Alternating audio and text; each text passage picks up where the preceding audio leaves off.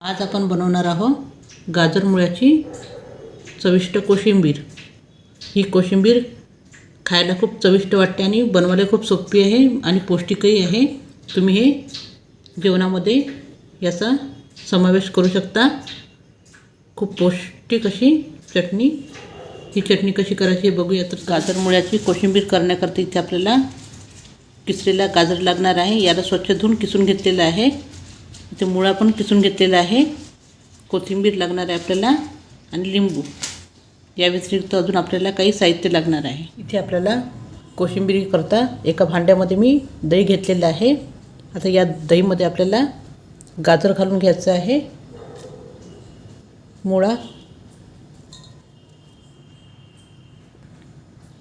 इथे यामध्ये मी पूर्ण गाजर आणि मुळा घालून घेतलेला आहे। आता यामध्ये आपल्याला कोशिंबीर घालून घ्यायची आहे।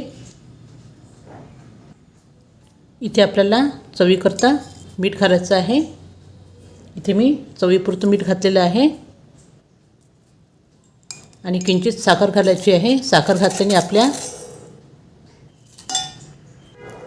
कोशिंबीरीला खूप छान चव येते। इथे मी साखर घालत आहे थोडीशी आणि इथे आपल्याला तिखट घालायचं आहे किंचित। इथे मी तिखट घातलेलं आहे। किंचित जिरं घालायचं आहे आणि इथे आपल्याला यामध्ये लिंबू रस घालायचा आहे। इथे मी लिंबू रस घातलेला आहे। आता याला आपल्याला तडका द्यायचा आहे। इथे आपण हे सगळं मिक्स करून घेणार आहोत। हे मी छान मिक्स करून घेते।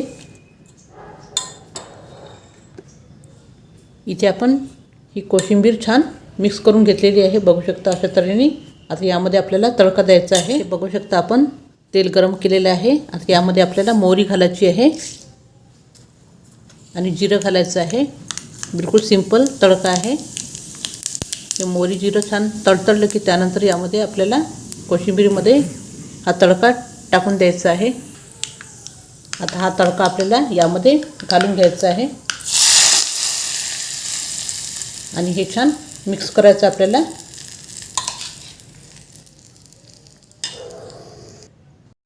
इथे आपण तडका दिल्यानंतर ही चटणी मिक्स करून घेतली आहे। अशा तऱ्हेने तयार झाली आपली गाजर मुळ्याची चटणी।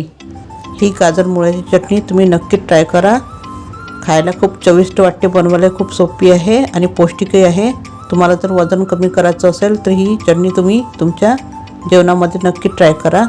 आणि तुम्हाला जर माझा हा कोशिंबीरीचा व्हिडिओ आवडला असेल तर माझ्या व्हिडिओला लाईक, शेअर आणि सबस्क्राईब करायला विसरू नका। धन्यवाद।